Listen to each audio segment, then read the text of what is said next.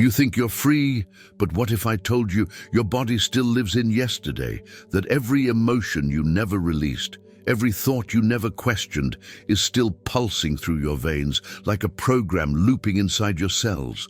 You call it anxiety, you call it anger, you call it guilt, but it's not who you are, it's who your body remembers you to be. And no matter how hard you try to change your mind, you can't, because the one that's really in control is the body still addicted to the past. Pausa lenta. Câmera se aproxima do olhar da figura dentro da cabeça. So the real question isn't, can you move on? It's, can you convince your body that it's safe to let go? There's a reason you keep reliving the same emotions, the same patterns, the same disappointments. It's not fate, it's chemistry. Every emotion you've ever felt, anger, fear, shame, joy, left a trace inside your body. A pulse, a signature, a frequency. And over time, those frequencies became your identity. Your body learned them so well that it no longer needed your permission to feel them. The body remembers what the mind forgets. Scientists call it neurochemical conditioning, but in truth, it's a spiritual addiction. Every thought triggers a chemical, every chemical creates a feeling, and every feeling becomes a feedback loop that tells your body, this is who I am. Think about it. You wake up in the morning and before your feet touch the ground, you're already thinking about your problems. The relationship that failed, the job that drains you, the person who hurt you. And with each thought, your brain releases the exact same chemistry it did that day. The same hormones, the same signals, the same pain. You're not remembering the past, you're replaying it. Over time, the body stops waiting for the mind. It becomes the mind. It memorizes pain so deeply that even when your conscious mind says, I'm fine, your heart is still vibrating at the frequency of the wound. And that vibration, that low, dense energy, becomes the signal you broadcast to the universe. So even when you think you're manifesting something new, your energy says otherwise. The law of vibration doesn't listen to what you say. It listens to what you are.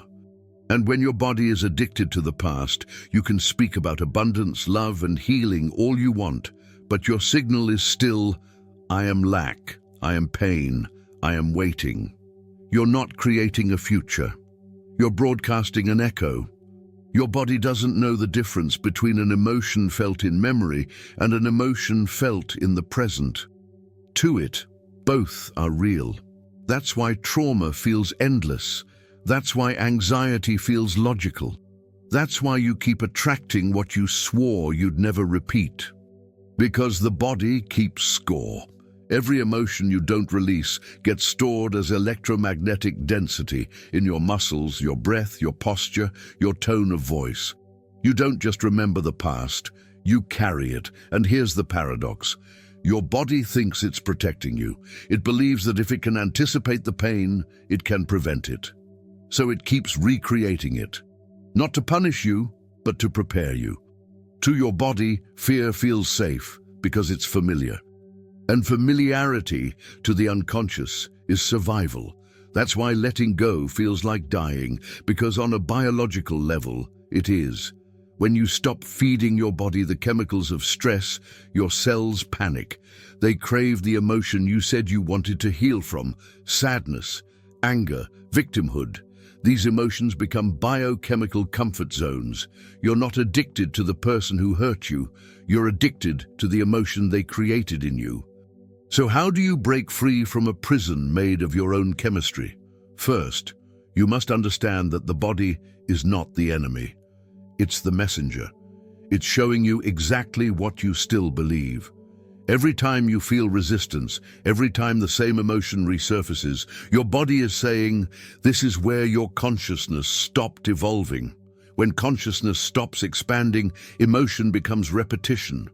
You no longer feel emotions. You recycle them. That's why some people feel alive only when they suffer. It's not self-destruction, it's biochemical remembrance. But there's something sacred about pain, because pain is simply energy asking to move. When you repress it, it becomes memory. When you feel it consciously, it becomes wisdom. And when you transcend it, it becomes power. The moment you stop identifying with the story and start listening to the vibration underneath, you shift timelines. You move from the field of repetition to the field of creation. The past no longer holds you because you've learned to feel it without becoming it. You see, the mind can lie, but the body can't. And that's the gift. Because when you learn to read your body's signals, you no longer fear your emotions. You interpret them.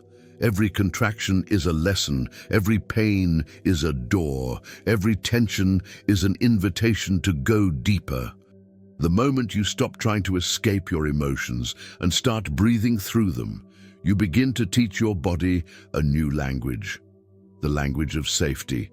That's when the nervous system relaxes, the heart opens, and the energy that was trapped in survival becomes available for creation. You are not your memories. You are the awareness that can rewire them.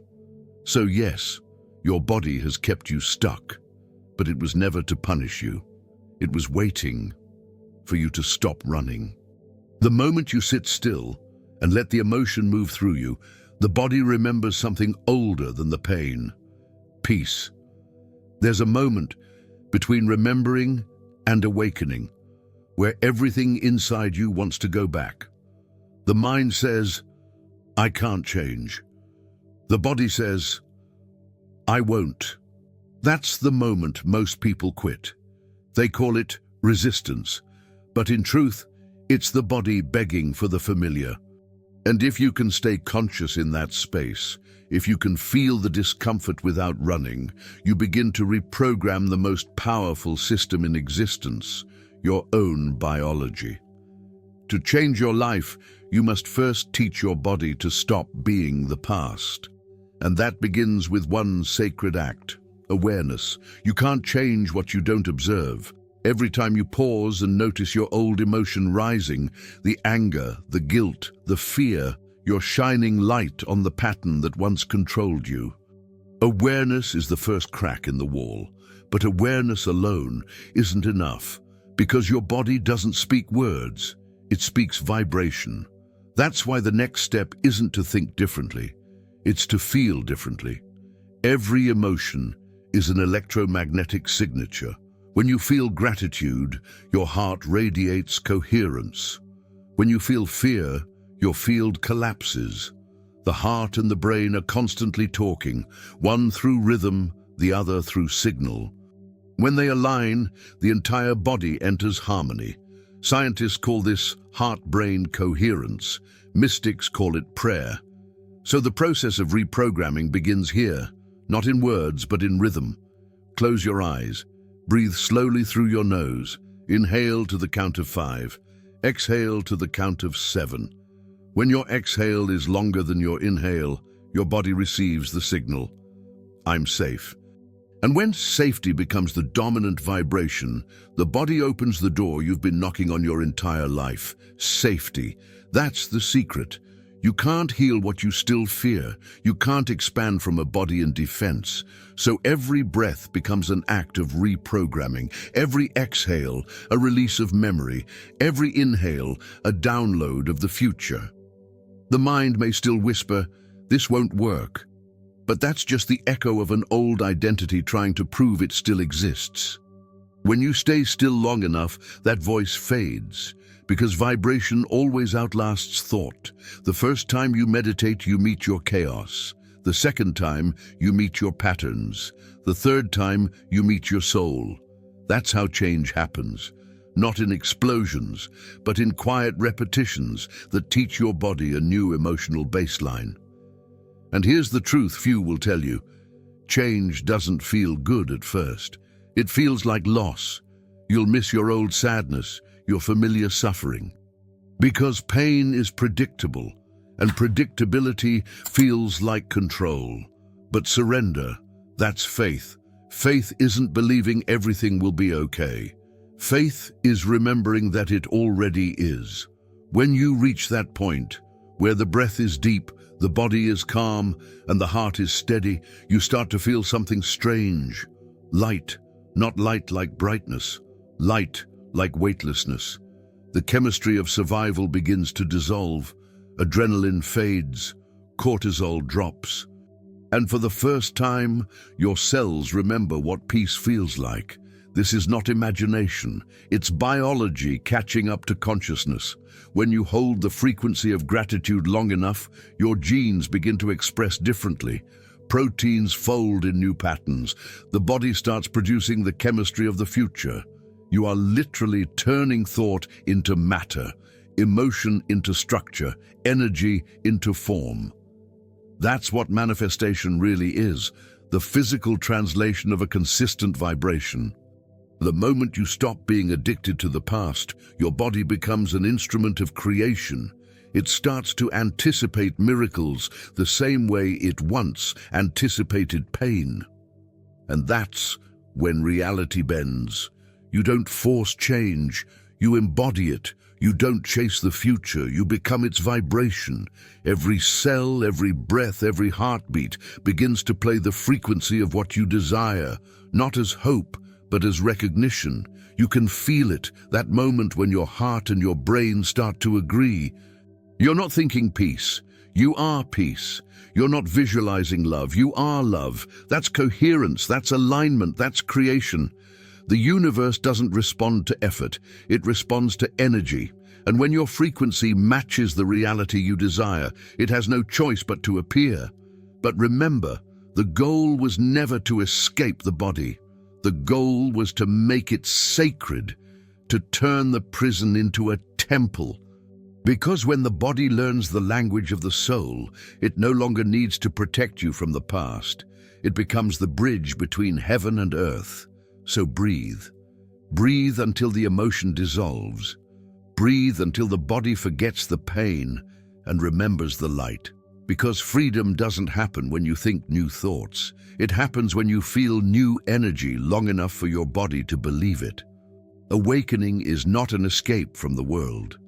It's learning how to walk through it without losing your frequency. The real test begins after the light, after the meditation ends, after the peace fades, because life will still speak to you in the language of contrast. Bills, noise, people, old triggers dressed as new faces. The question is, can you remember who you are when the world forgets? The truth is, you will feel both worlds at once, the old vibration, heavy, reactive, impatient, and the new one, light, spacious, eternal. You'll wake up and still feel the echo of old emotions tugging at your chest, whispering, "Come back." But you'll also feel a new rhythm beneath them, a pulse that says, "Stay here." That's what it means to walk between worlds. You are not meant to destroy your past. You are meant to carry it differently. Before it was weight, now it's wisdom. Before it was memory, now it's meaning. You can look at the same places, see the same people, and yet everything feels new, because you are no longer vibrating at the same story. Integration doesn't happen in silence. It happens in rush hour traffic. It happens in the conversation where you once would have reacted, but now you breathe instead. It happens when your body remembers fear and you remind it of safety. That's mastery. When the world pulls at you and you respond with presence, not pattern. There's a strange paradox in living awake. You begin to see that nothing has changed, and yet everything has. The same sky, the same sounds, the same faces, but the frequency behind them has shifted. The world no longer feels against you because you no longer vibrate against it. You've become coherent. You don't control reality, you harmonize with it. And here's what most people miss. The goal of spiritual growth is not to float above life. It's to walk through it, grounded, human, awake. Because enlightenment isn't leaving the body, it's bringing light into the body. Every cell that once carried fear now carries awareness. Every breath that once echoed anxiety now hums with peace. The way you sustain your new vibration is by honoring it in the smallest moments. When you eat, when you listen, when you speak. Awareness doesn't disappear when you're not meditating. It becomes the way you move through space. Every step is a recalibration. Every heartbeat a reminder. You are energy, pretending to be flesh. To walk between worlds is to live in paradox. You feel the collective pain, but you no longer feed it. You hear the noise, but you no longer lose your rhythm. You see the chaos, but you no longer mistake it for truth. You are in the world, but not of it. This is the stage where power becomes quiet. You no longer need to prove your light. You embody it. You no longer seek to convince. You become the evidence. People will feel it without words. They'll calm down near you. They'll breathe slower. They won't know why, but it's because your vibration speaks louder than your voice. And slowly, the world begins to change. Not because you forced it, but because coherence is contagious. Your peace becomes permission. Your silence becomes a signal. Your alignment becomes the evidence that miracles aren't rare. They're natural when the human remembers the divine. This is how you live as light without denying the shadow. You let both exist, and in doing so, you complete the circuit. The divine flows through the human. The eternal breathes through the temporary. Heaven walks on earth, disguised as you. You are no longer running from the past, nor chasing the future. You are walking the sacred path of presence, the thin line between what was and what's becoming. That's mastery. Not to escape the world, but to walk through it without forgetting the frequency you found inside. There comes a moment when the searching ends, not because you've found everything, but because you finally understand there was never anything missing. You stop reaching outward, you begin to listen inward, and in that listening, the lines that once separated you from the universe start to fade. The body, the mind, the breath, they begin to move as one. Inhale, creation. Exhale, surrender. Every cell sings the same tone, I am. This is what unity feels like. Not fireworks, but quiet recognition. The ego tries to name it. It wants to measure it, own it, define it. But there are no words here. Because the moment you speak it, you step outside of it. So instead, you just breathe. You let the light pass through you without trying to hold it. The same pressure that once crushed you now moves through you like wind. You realize it was never against you. It was the current teaching you how to float. The body isn't heavy anymore. The world isn't hostile. Everything that used to push now carries. When you dissolve the boundary, you see that forgiveness was never about others. It was the soul forgiving itself for forgetting its own perfection. The past, the pain, the pressure, all of it collapses into light, like a wave returning to the ocean. You understand now. You were never broken. You were never late. You were never separate. You were the ocean pretending to be a drop just to remember how vast you are. In this state, faith is no longer belief. It's biology. Your heartbeat synchronizes with the rhythm of the cosmos. You feel stars breathing through your lungs. You feel the earth exhaling through your skin. There is no observer and no observed, only awareness moving through forms. The pressure, the body, the world, one single vibration. Flow. Not the kind you chase, but the kind that carries you when you finally stop resisting. This is the return, not to somewhere new, but to the place that never left. Presence. The still point in the center of motion, the silence beneath every sound, the peace behind every heartbeat. And when you live from here, even chaos feels organized. Every challenge is choreography, every encounter, communion. You see the divine wearing 1,000 masks. The friend, the stranger, the storm. You smile more often, not because life became easier, but because you recognize the pattern, the sacred geometry in everything. The old emotions still visit, but now they are guests, not guards. They knock, you open, you listen, and they leave transformed. This is mastery, to let feeling move through you without labeling it, to love every sensation as evidence that you are alive. You realize that enlightenment was never about leaving the human behind. It was about letting divinity experience itself through human eyes, through laughter, through tears, through the trembling beauty of imperfection. You no longer pray for miracles, you breathe them. Every inhale a creation, every exhale a release. Life breathes you and you breathe life. And so the circle closes. The prison became a temple. The pressure became purpose. The past became power. You understand now, heaven was never above. It was always within. Stay here, in this frequency. Not as an escape, but as a way of being. Because the world doesn't need more awakened teachers. It needs awakened humans, breathing, walking, remembering who they are. You, stay here. Just breathe for a moment. Let the silence speak. Let your heartbeat remind you that you are still connected to everything, because this, what you feel right now, is who you truly are. Not the story, not the struggle, not the past. Just awareness. Just light, remembering itself through you. If this message touched something inside you, share it, not as content, but as a vibration. Someone out there is still trapped in the storm you've just learned to calm. Your light might be the signal they've been waiting for. Subscribe only if you're ready to keep expanding, to walk this path, not of knowledge, but of remembrance. Every video here is another step home. Let's grow in silence. Let's evolve in peace.